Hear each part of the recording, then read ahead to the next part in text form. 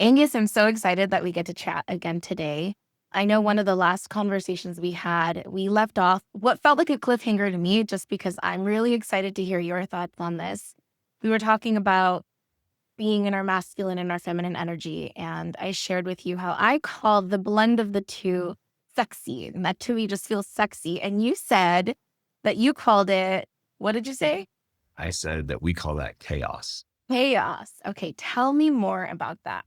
Sure, sure. So great question. And I love that you have that energy around it and that you're finding it fun and sexy.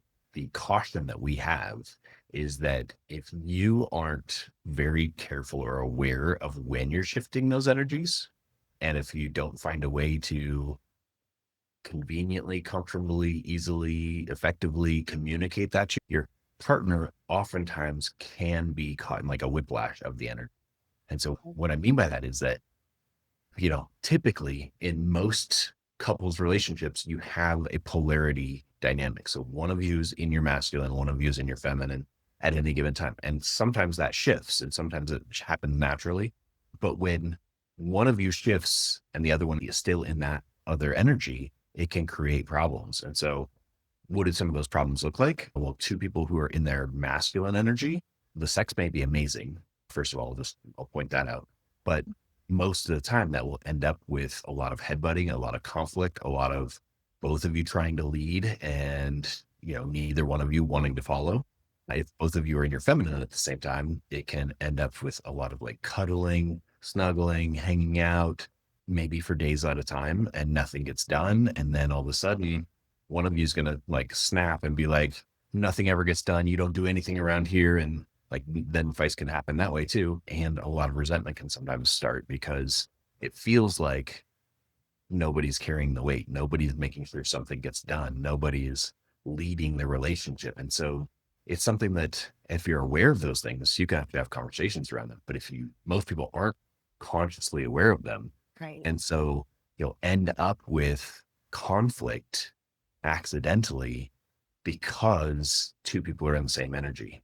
And so finding ways to communicate through that is really, some coaches will tell you that a woman always needs to be in her feminine around a man. And I'm going to tell you that she doesn't have to be, but she does get to effectively communicate.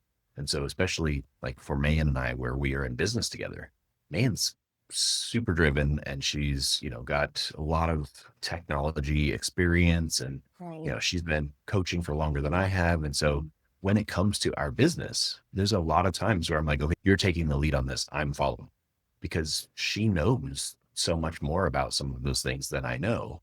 But if I don't say that, a lot of times she thinks I should be leading, like, because in other areas in our relationship, I do. Well, then if we don't communicate around that, it creates a tension. There's either a void in the leadership or a void in the following and more conflict. So that's why we call it chaos, because most people don't effectively communicate and it ends up leading into conflict. Oh my God. Thank you for clarifying that. And you and your partner, Mayan, you guys are, how would you describe the work that you guys do together? Just so that it's clear and aware, because you kept saying we, and we call this and we call that. And Yeah. just a little bit of clarification on that again. Yeah. So we are lifelong love coaches. And what that means is we do not call ourselves dating coaches, although we help a lot of women through that dating phase. Men too, but most of our clients are women. And Yeah. so we like to help people not just find a partner, not just get better at dating, not just find love, but create a romance and create an epic love story that lasts the rest of your lifetime. And so there's almost nothing worse than finding love and losing it over time. I myself have experienced two divorces, so I know how amazing love can feel and how devastating it can be to lose it. And I know you're going through your own version of that journey Yeah. and how, sometimes the liberation feels great, but also there's devastation that comes with it. And so On that. we want to help people heal to attract the best partner that they possibly can have and find, and then not just find that person, but really build a strong foundation and learn how to communicate and learn how to, clear conflicts and be stronger. We say within every conflict is hidden an opportunity for better connection. And so we practice that. We have conflict just like everybody else does. Mhm. We are so good at what we've learned that we can practice that. And in 15, 20 minutes, we're actually better than we were before we went into the conflict. And it's Yeah. possible. You help people do it all the time. That's amazing. Yeah, thank you for that clarification. And on that note, when you're unaware of the balance, the shifting, the energies that you're in within your relationship, what does help create that awareness of it? What are tools, ways that people can go about or learning that? To be honest with you, I don't even know how I came about learning about the differences and even what it feels like for me to be present and grounded in my masculine energy, present and grounded in my feminine energy, and choosing to shift that. I think throughout my own healing journey, my own journey within to understand myself, to understand the stories that were, narrating my life and whatnot. I somehow became acquainted with that and understood what it looks like and feels like for me. Very good. And it also took dating different types of men for me to understand what that was like. And honestly, even being around certain girlfriends of mine to understand, like, oh my God, when I'm around certain women, I feel really strong in my masculine energy or what that feels like, or being an entrepreneur. A lot of time I felt like I was in my masculine energy, even though I worked in a very female oriented, I mean, I sold wedding dresses, Right, it was right. very feminine. So, what are tools that anyone listening can, in their own ways, start learning about what that looks like, how to be in that energy, and how to even have those conversations with partners too? Yeah, great questions. And it takes it. My brain went like a bunch of different directions here because one of the things that we see so often are these women who, they claim that they're in their strong feminine, and they do like somatic work, or they do yoga, or they do breath work, or something like that. That normally you would think that's going to bring you into your feminine, Yeah. and it absolutely can. But oftentimes, if they're the leader of that thing, they're still in their masculine, leading people to get into their feminine. And so oftentimes they're even in conflict. They don't know that the energy that they're giving off, even though they're talking the feminine game, they're like still in their masculine because they're still in the doing, they're still in the leading energy. And so if I was to, I'm going to kind of bring it down and break it down to some simple generalizations here that I think we can kind of talk on and dig around if we want to. But I'll summarize the masculine in these two words. First of all, it's the doing energy. It is actively doing, it's providing, it's protecting, it's busy, and it's almost always in your head. It's almost always logical. Feminine energy is the being energy, and it is the feeling energy. It's the body. And so for a lot of the women who are, striving, successful, driven business owners, C-suite executives or salespeople or whatever it is, like they're out there and they're in the man's world, supposedly. They're in their head, they're thinking, they're doing, they're providing for their families. They're building something. That's all masculine energy. And so it's important to shift from the head game into the body regularly. And so get out of your head and get into your body every so often. And I like to create a practice for our clients of like in the morning before you go to work, like, can you do some sort of meditation? Can you do some sort of breath work, a prayer or something like that, that Mhm. gets you out of your head and more present in your body? On your lunch break, can you take a break and actually decompress? I know you have things to do on your lunch break, but can you stop for 5 minutes and just say, I'm just going to be for a few minutes? When you get home, we always say, can you hang up your balls with your key? You come in the door, hang up your purse, hang up your keys, hang up your balls, get out of your thinking, get out of your doing, get out of your providing, get out of your protecting, and go into being that female version of yourself. Whether these are all just generalizations, but whether you light a candle, turn on some music, Mhm. do a little like dance when nobody's watching, take a bath, rub your own feet, do something like that that gets you out of your head and feeling things in your body. That's going to shift you into more of a feminine being energy instead of doing energy. And that's where most men, not all men, but most healthy masculine men are going to find you the most attractive when you're not doing something. You're just being the female version of yourself. Yeah, I've received that feedback and I've, from conversations that I've had with certain men, understood that. And now, as you were speaking about that, my mind was like, hey, here's a little reminder of how I did that for myself. I call it romanticizing my life. And I thought it was more about like, I just want to include florals and flowers on my piano and candles, like you said. And I realized it created the opportunity for me to slow down. Yeah. And it created the opportunity. I say I created the opportunity for myself to be present. I am a very artistic musical person. So for me, romanticizing my life was when I would create space and time for me to sit down and play piano. And I would light the candles. I would put flowers all around my piano and I would wear something sexy for myself. I Awesome. started buying lingerie so that I could wear that for me when I sat down to play the piano. Yeah. And what I realized in those moments is that I allowed my mind to shut up and I allowed myself to feel. Yes. And one of the big ways that I create that for myself is through music. It's the music that I play. And it's not, oh, well, it's supposed to sound like this. It's supposed to be this speed. It's just allowing it to move and flow through me. And there were feelings that I was like, why am I suddenly crying? Or I just felt such intense joy sometimes. And that was one of the ways that I went about doing that for myself. And I know that you and Mayan work with women. And what are some of the tools and some of the I wanna say rituals maybe, that's just the word that came up to my mind right now, that are tried and true, that you're like, "This is always a really good recommendation," or, "I've had success with this," because 'cause I'd love to know too. I'm gonna start jotting these down for myself. Well, one of the things I always point out is even though like some of the things that have worked for you and that have felt good for you, Yeah. by definition, they aren't necessarily feminine. So what I mean by that is you don't have to be the Barbie. You don't have to be wearing makeup. You don't have to do your hair. You definitely don't have to be wearing lingerie. You don't have to do your nails. Of course. None of those things are necessarily feminine. In fact, I have known and been in relationships with women who do all of those things and are still 100% in their masculine.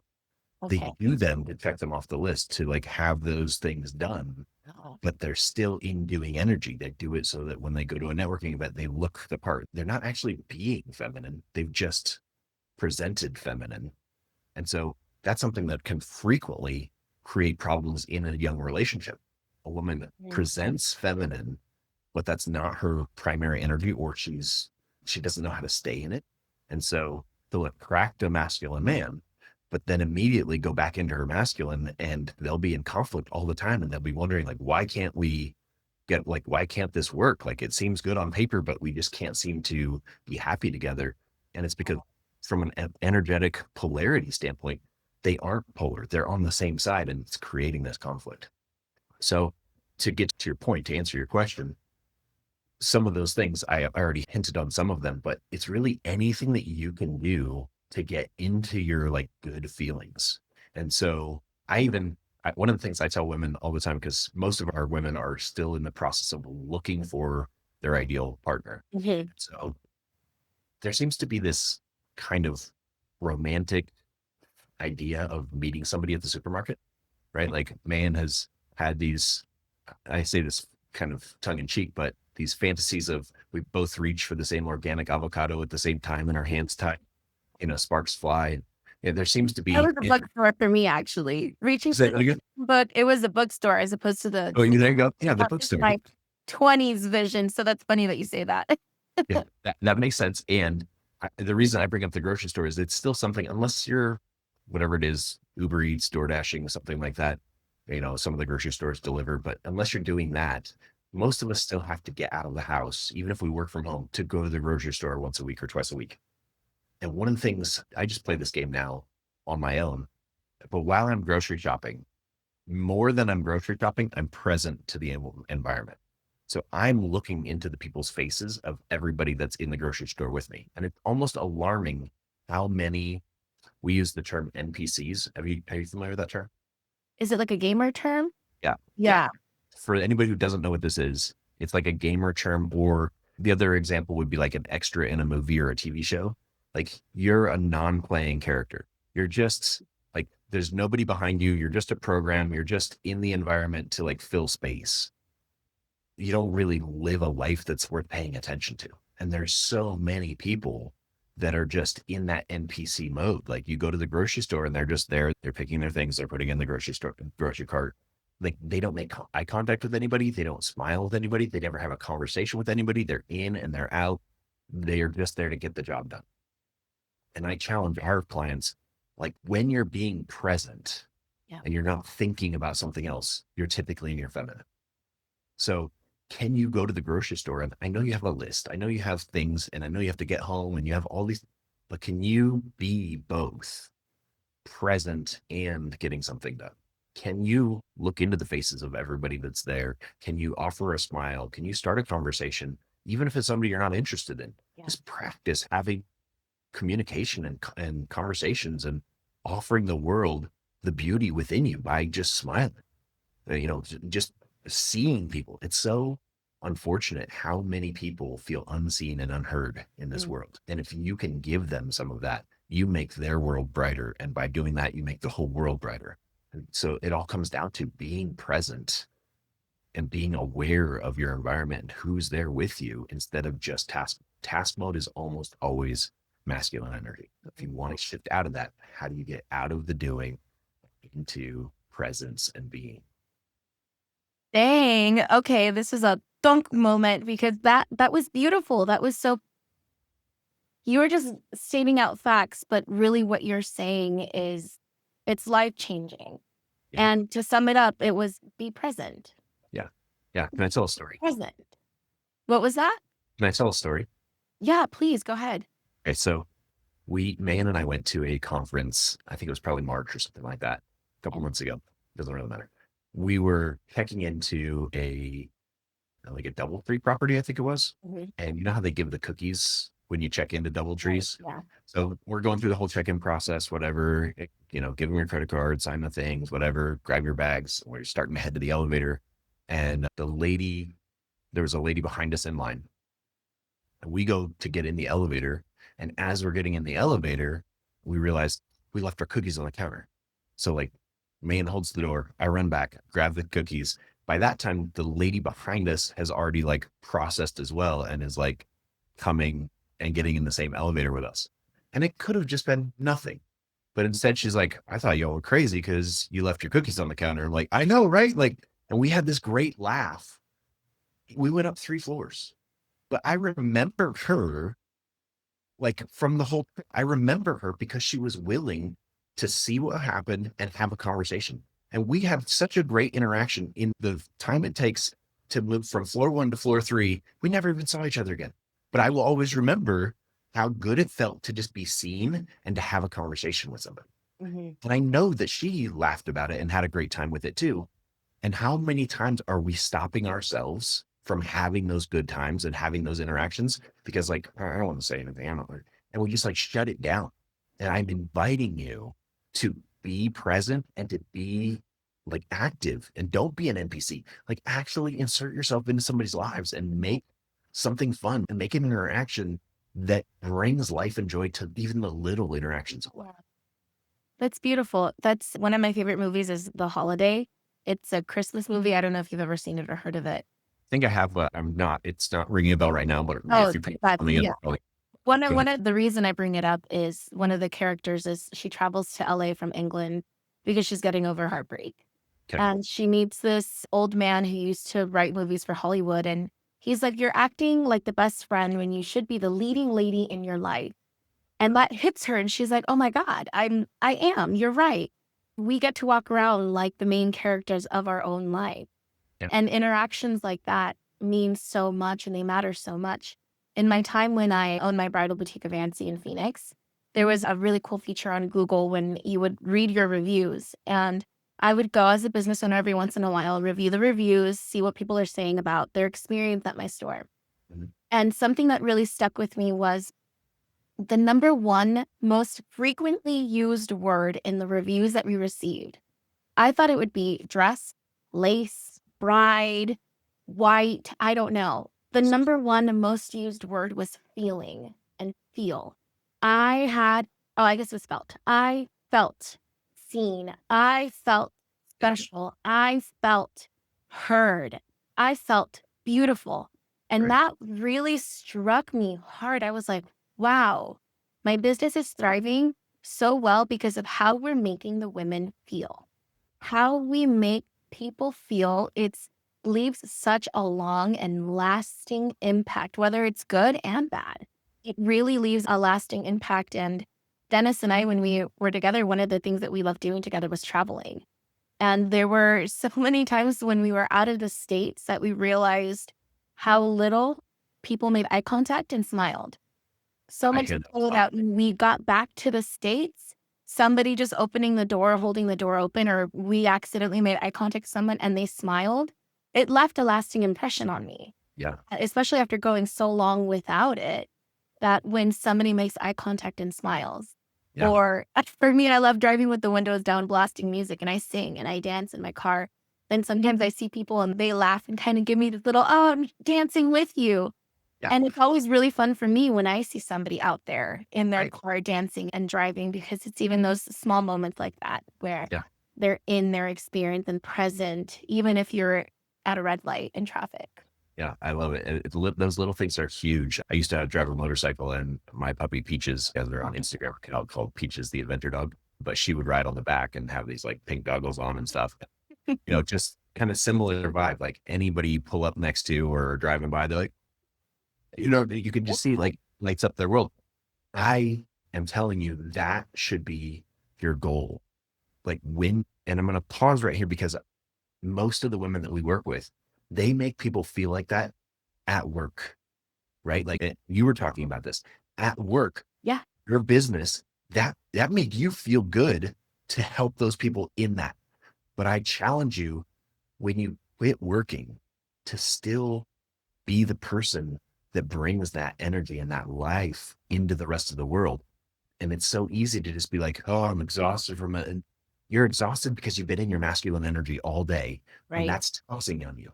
How do you shift out of that into being what feels good and then still radiate this amazing life out there that inspires men, that captivates their attention, that like literally can inspire little girls and other women to be present and just enjoy their life that's not happening. I'm not going to say 9 to 5 because none of the women I know not work 9 to 5. It's, 5 a.m. to 7 p.m. But like, Right. when you're not working, when you're just being, can you still be this light that radiates and makes like captures people's attention, and they see that there's a light and a life inside of you that inspires them? That's when you're gonna attract that, that crazy good looking partner, that crazy person who's like, wow, I can't imagine my life without you, kind of an energy. When you're being that type of person, and it's actually not that hard, not that taxing. It actually feels amazing when you're in your feminine and projecting that out. It feels really good. And actually, it's life giving, I think, instead of life taking. Oh, I agree. I agree. And you mentioned earlier when you were talking about your clients and how sometimes we realize it's not, there is a challenge and a difficulty staying in it. And for me, I'm not with anybody right now. And I have absolute zero interest in that. I know there's a lot I get to heal within myself. I get to reconnect to myself, my authenticity, and all that. And there are moments when I'm alone and I'm like, am I in my feminine energy right now? Because it feels really good for me to be in my feminine energy. Yeah. And I'm connected to my body, I'm connected to my emotions.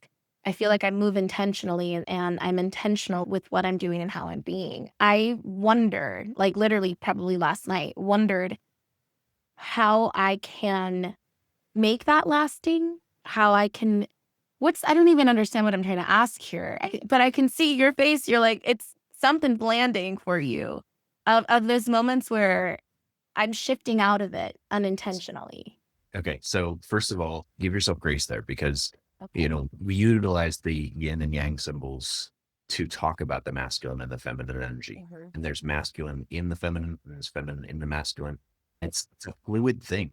If you're trying to be all in one, you're going to have problems. And that, I would say, that's where most people have created problems, is that they've gotten really good and been acknowledged and rewarded. Just like they've gotten so much attention or reward from being in one or the other. And a lot of it has been, women or young women who like have wanted their father's attention or approval, or boyfriend's attention or approval, or, to get the straight A's, to get the reward of the teacher, or like the doing has been rewarded for at least the last 40 or 50 years. And so when she's been doing something, she's been acknowledged and she's been rewarded. It's caused her to put extra weight and attention on being in that masculine energy Yeah. because it has worked. but it's also the main reason why she's tired, why she's exhausted, why she's burned out, because she's out of balance. And so I'm speaking to you, like, remember the yin and the yang. Like, you're not going to be all feminine all the time, or the bills won't be paid. Like, the stuff won't get done, the house won't get cleaned, the whatever the thing is, like, you also need to do some things, and doing is always masculine. So the question I would ask you is like, have I brought harmony into my life today? Have I been too much in my masculine or too much in my feminine? Is it time to bring myself back to harmony? Because when you find that balance, that's why the symbol is so perfectly balanced. It's a perfect circle, and each of them are equal parts, right? It's not like, Yeah. oh, masculine's better. Oh, my feminine's better. They're both perfectly balanced when you have the harmony and you're giving them both the same amount of energy. So the question for you is, like, if I'm normally gravitating toward my masculine and I've trained myself that way, have I allowed myself and called myself back into my feminine enough today to bring the harmony? And it's a practice. It's never going to be like 12 hours a day you're in your masculine, 12 hours a day you're in your feminine. But like, can you bring it back when you're like, oh, I've spent, 9 hours working today. What can I do to spend, the next 2 or 3 hours bringing myself into my feminine and bringing that balance? Wow. Thank you for saying that. I want to say a few things about what you said. One, there's been a theme in my life where people are reminding me to give myself grace. And I love that you said that. The first thing you said was give yourself grace. And that's a reminder to me. And I want to stress the fact that choosing to be present, I would miss those constant reminders of people saying, give yourself grace, Vanessa. Give yourself grace, Vanessa. If I'm being an NPC, is that right? Is that Yeah, what it, definitely. if I'm being an NPC and just kind of zombieing through life is what I call it. So thank you for that reminder. And I love that you asked me a question about that, about harmony, right? Yeah. Was it harmony? Yeah. And I would I want to ask a question to the listeners now. It's, what does that look like for you? What is your definition of harmony and balance in your life? And then ask yourself, do I have balance in my life? Yeah. Because I've noticed that we have our own interpretations, our own definition of what these words mean. And when we get clear for ourselves, first of all, what our story is around it, what our definition is, go up and Google it, figure out what the actual definition is, and then check in with yourself Yeah. to see if you have. It is sad to me and also an opportunity to check in with myself, to give myself grace. And a fun reminder also is, this is just a fun little story for me, that my first name is Nancy. And it's Nancy Vanessa. And when you look up the name definition, Nancy means graceful and Mhm. great. So it's a reminder to me because I don't go by Nancy, I go by Right. Vanessa. Right. You left the grace in the past. Exactly. So it's a reminder constant. And I love that I'm getting this feedback from people in my life to Yeah. give myself grace. When you were talking about how so often women grow up achieving and seeking recognition through that achievement, it's like you were telling my story. You are 100% were telling my story. My whole life was award, achievement, award, achievement. Congratulations. Even when I owned my business, it was, we got another 5-star review. So much so that when I closed my store, I wondered, I'm like, who am I now?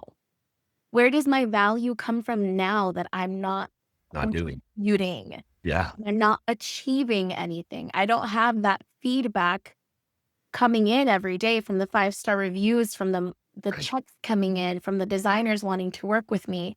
Right. And that's where I got to, again, romanticize my life, figure out what it was that I connected me to myself. Right. Because my value is not external. It's not something that I have to earn just by existing. And this is a reminder I get to tell myself, just by existing, I'm worthy. Yeah. Just by existing, I am enough. So thank you for saying that, for presencing the harmony, the balance. That's what success is to me, actually. It's having that balance between my career and my personal life and fulfillment. So, beautiful answer. Thank you for saying that. I'm really excited for whoever gets to hear this. I'm curious to see what their curiosities are and how they go about implementing what they're hearing into their lives to create that balance and harmony. Yeah. In our next conversation, I want to talk to you about what it looks like for the feminine to lead. And I use that term in quotes because technically the feminine doesn't, and yet she does. And so I would love to dive into what that looks like and how she leads, and then how good it feels when she's created that. And so I think that'll be a good topic for us to jump into next. Oh, I'm very excited about it. Every single time that you leave me on a cliffhanger, I can't stop thinking about it. I'm so excited until we get to dive into that. And thank you for sharing your wisdom, Angus. I know that it's, I wasn't expecting to have such a deep conversation about the masculine and the feminine. And at the same time, I know now, and I'm constantly learning how important it is to be aware of it and to make it a daily practice, to choose every day to be mindful about it so that we are grounded and are channeling our inner gifts and letting our light shine and impact others. And yeah, thank you for that. It means a My lot. pleasure. I'm excited because I know some of our conversations in the future are going to come like full circle to you talking about your creativity and like getting that out. And I think that you discovering your feminine side Yeah. has allowed you to get into more of that creative, artistic, like you're still doing something, but you're doing it from a different energy place. And I think you're going to inspire a lot of people as we uncover some of these things. Yes, thank you. I look forward to that conversation. I'm sure that we're going to excavate some amazing nuggets of wisdom and love between both of us. So, looking forward to that a lot. Absolutely. All right. I'll see you next time. See you next time.